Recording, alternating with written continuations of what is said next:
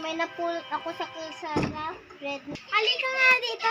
Ibalik mo yan. Baka may nagmamay-ari yan. Wala naman po ate. Napulot ko lang po naman ito sa daan. O sige na nga. Matulog ka na. Kanino kaya to? Ang cute-cute naman. Matulog na nga ako. Ay, ano na oras? Ay, 6 na! Si Babay. Hindi ka na ba kakain?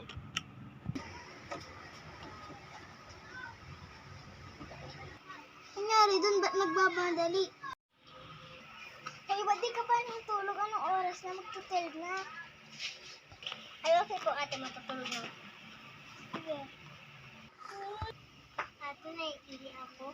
Oo, umayi ka na dun. Hala, ba't andito to? Hala, ihagis ko naman dito. Teka, ano yung parang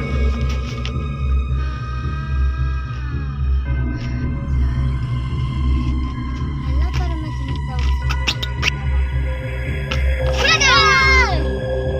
nakakagulak ka naman ate. Matatakotin ka talaga? Tara na nga. Teka ate, ba't andito ulit to? Di ko alam yan eh. Natulog na ako dito. Tara na ate, tulog na tayo.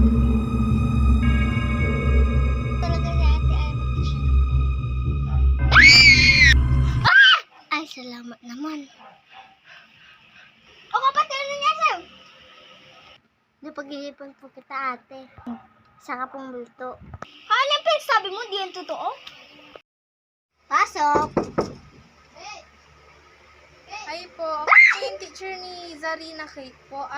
Gusto ko lang po sana itanong kung bakit po matagal na po siyang di po pumapasok. Palagi po siyang absent.